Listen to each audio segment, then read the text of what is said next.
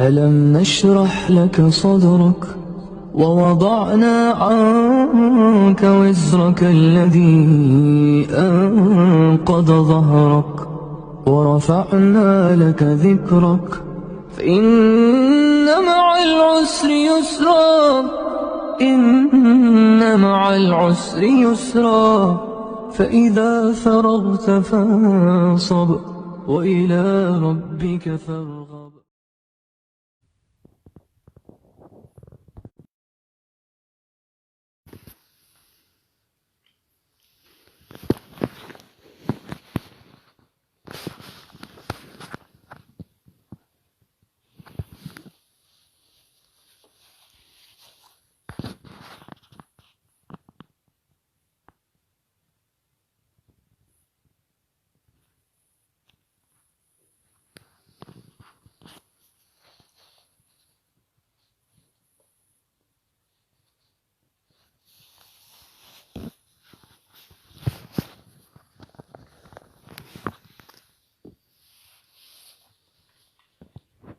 السلام عليكم ورحمة الله.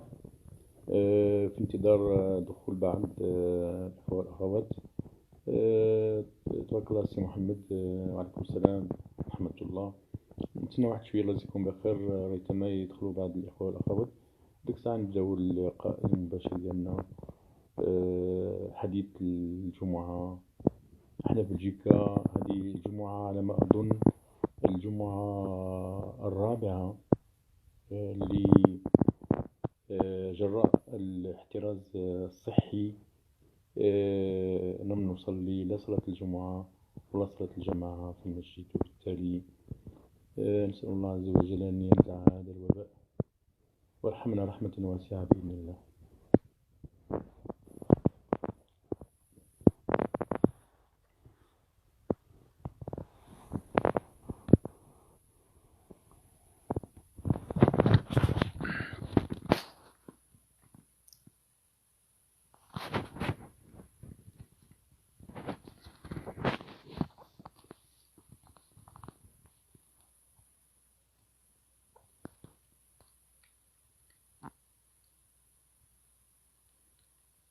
نعم، احنا عندنا الجمعة الرابعة، وانتم عندكم المغرب الجمعة الثالثة. احنا سبقناكم بأسبوع.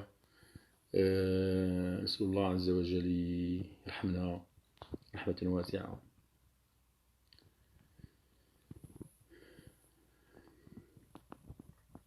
يا رب يا رب امين. احنا في هذا المباشر غير نحاولوا نغتنموا الفرص، نغتنموا الوقت اللي عندنا باش نصلة الرحم ونتناصحوا بيناتنا ونتصابروا بيناتنا كما قال الله عز وجل: والعصر إن الإنسان لفي خسر إلا الذين آمنوا وعملوا الصالحات وتواصوا بالحق وتواصوا بالصبر. Je vais parler encore en français parce que ma page est un petit peu, elle est pas seulement un petit peu, mais elle est bilingue.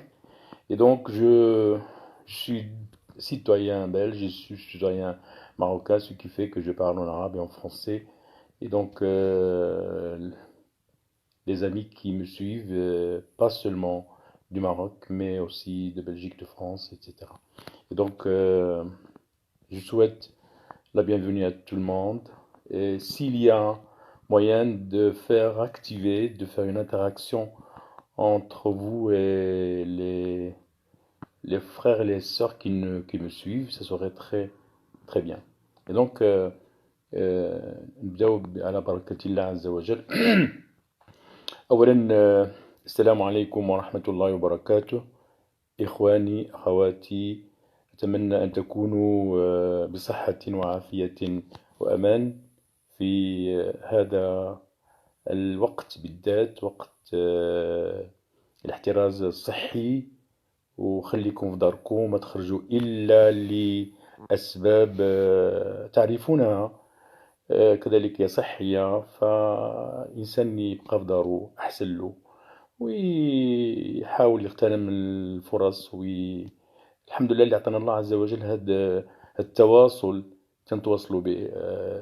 يعني تخيلوا معايا لو ما كانش عندنا هاد الأجهزة وهاد وسائل التواصل الاجتماعي، كيف كانت حياتنا أو كيف تكون حياتنا؟ أما بعد فهذه أيام عصيبة، لكنها محنة في طيها منح كثيرة من المولى عز وجل، وعلى رأسها الوقت الكبير والكثير دون شواغل لعدة إلا لأناس على في أولهم الطاقم الطبي والممرضين والأخصائيين في هذا الوباء، ثم الأمن، ثم بعض الأساتذة الذين يعملون من وراء مكاتبهم، وراء الكمبيوتر ديالهم. وبالتالي نسأل الله عز وجل أن يعيننا لما في خير وصلاح لنا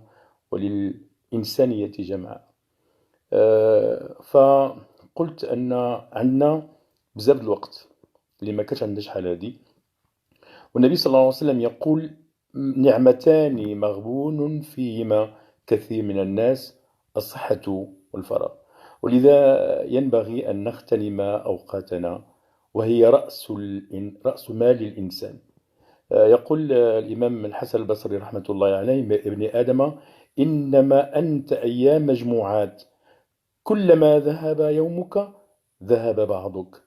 Donc je vais en même temps parler en français pour les gens qui me suivent.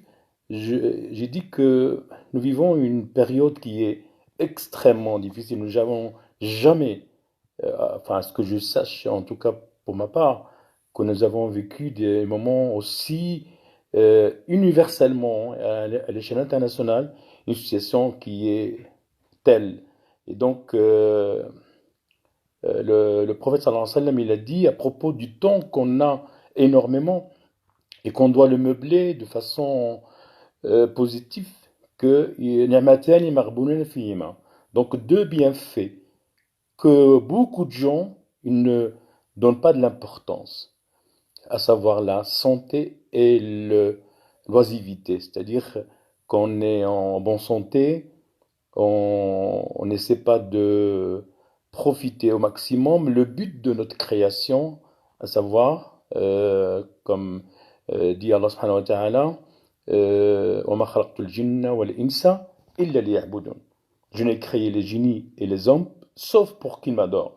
Je ne vais pas dire, et j'essaie d'être explicite dans mes propos, c'est-à-dire que c'est quoi l'adoration? Est-ce que je vais rester dans mon coin en train de faire des exaltations, ou l'adoration, il a un sens général?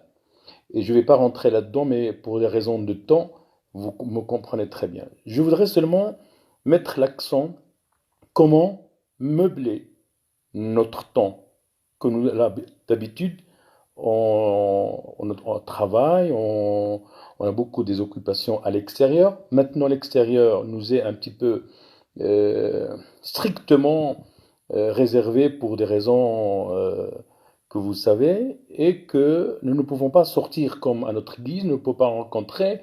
Il y a ce qu'on appelle une distanciation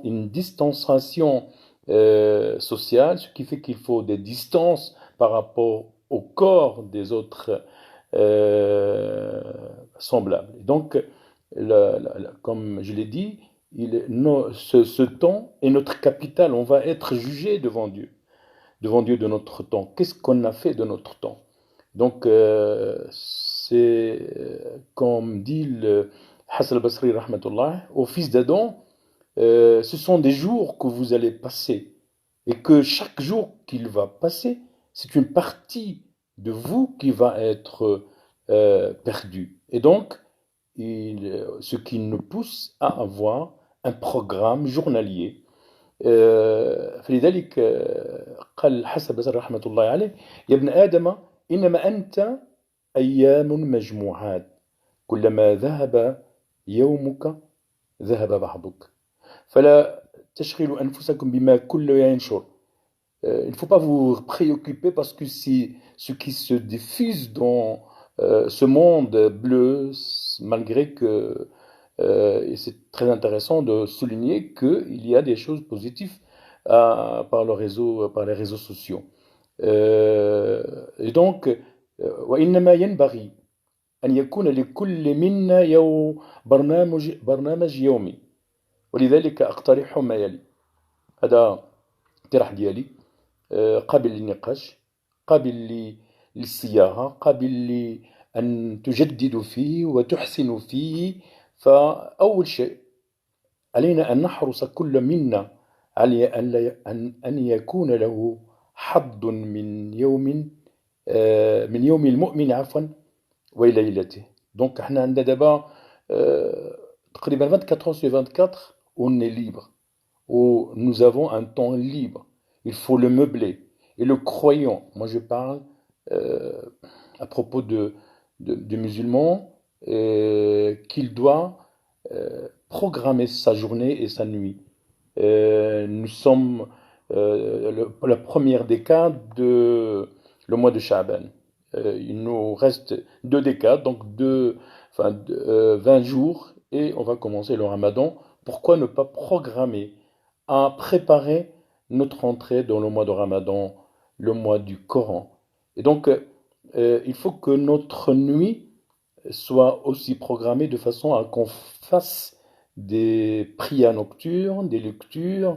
Il ne faut pas que notre journée soit centrée seulement dans l'adoration de Dieu. On peut lire un livre, pas essentiellement un livre islamique. Je ne parle pas de se centrer dans l'adoration comme des ascètes, mais à multiplier, à diversifier vos journées, parce que c'est quand même, on n'est pas au bout de nos peines par rapport à ce confinement, et donc il faut programmer de façon à que on soit à l'aise, on rentre dans cette troisième semaine, ou la fin de troisième semaine, la quatrième semaine, pardon, et que nous devons se préparer pour bien profiter de ces temps. Donc, قلت بأن نحرص على الصلوات في وقتها، وفي جماعة من الأسرة، والذكر في الأوقات الفاضلة، والصيام في هذه الأيام الفاضلة من الأشهر الحرم. ونحن سنستقبل شهر رمضان بإذن الله عز وجل. Donc, il faut qu'on programme, il faut qu'on veille à qu'on doit avoir des moments entre nous et Allah subhanahu wa ta'ala. On doit se faire une évaluation de ce qu'on faisait avant le coronavirus et ce qu'on fait maintenant et ce qu'on se prépare pour le mois de Ramadan. Et cette évaluation, ça dépend de chacun, à chacun de faire le bilan, son bilan, et de faire une évaluation pour se réformer et pour qu'il soit un adorateur d'Allah subhanahu wa ta'ala dans le bon sentier et en fonction de ces éventualités qui est le coronavirus qui nous a imposé le confinement. Le deuxième point, pour aller vite, et s'il y a des gens qui peuvent intervenir, libre à vous. قلت النقطة الثانية أن نخصص وقتا لكتاب الله تعالى حفظا وقراءة وفهما وتدبرا. فقد آن الأوان أن نتعهد كتاب الله بالحفظ، فهو ميسر لمن عقد العزم متوكلا على الله عز وجل موقنا بذلك. فقد قال تعالى ولقد يسرنا القرآن للذكر فهل من مدكر. Donc le deuxième point que je vous propose, qu'on va mettre un temps spécialement réservé au livre d'Allah subhanahu wa ta'ala, en apprenant et en reprenant les sourates qu'on a appris, et on va le méditer, on va le comprendre, parce qu'on ne va pas le comprendre comme ça. Il y a des choses qui sont faciles à comprendre, mais il y a des exégèses, il y a tafasir, afin d'apprendre, de réapprendre, parce qu'Allah subhanahu wa ta'ala, il a facilité l'apprentissage du Coran même à des gens qui sont non arabophones. Et donc, Allah, il a dit dans le Coran, on a facilité le Coran pour l'apprentissage. Est-ce qu'il y a des gens qui sont prêts pour l'apprentissage. Le troisième point النقطة الثالثة أن نخصص وقتا كافيا للتعادل للأسرة من زوجه وأبنائه والاهتمام بشؤونهم من تحصيل علمي بما أن اللي عنده أولاد دابا ما تمشيوش للمدرسة يخص يكون واحد المراقبة واحد المتابعة واحد اللعب بيداغوجية باش يكون هناك تحصيل علمي وما يبقاش اللي ما يعرفوا خصهم يعرفوا بأن احنا ماشي في عطلة ولكن في حرب مع هذا الوقت حرب مع كورونا فيروس باش الناس يتعلموا الدروس ديالهم اللي عندهم الآن عندهم الدراسة عن بعد فيكون الإنسان يخص لهم أوقات ديالهم دونك je disais que on doit réserver un temps assez important pour une convention familiale entre le père ou la mariée avec son épouse, son enfant, et soit s'intéresser à ses devoirs. Ils ont des devoirs, nous ne serons pas dans une période de vacances où ils peuvent faire ce qu'ils veulent, mais il doit y avoir un résultat scientifique. Ils doivent répondre aux devoirs scolaires et ils ne doivent pas perdre le temps dans regarder les films et les feuilletons et dans la perte de temps dans les réseaux sociaux, ce que les gens ils diffusent, ce qu'ils postent, etc. Mais ils doivent rester concentrés dans l'apprentissage scolaire et les parents doivent faire tout leur possible afin de les suivre, de les accompagner, parce que c'est vrai que c'est un temps qui n'est pas simple, qui n'est pas facile pour les enfants, mais les parents doivent donner l'exemple et doivent les accompagner, les surveiller, les aider à faire leurs devoirs et à rester concentrés dans l'apprentissage. Le quatrième point, on a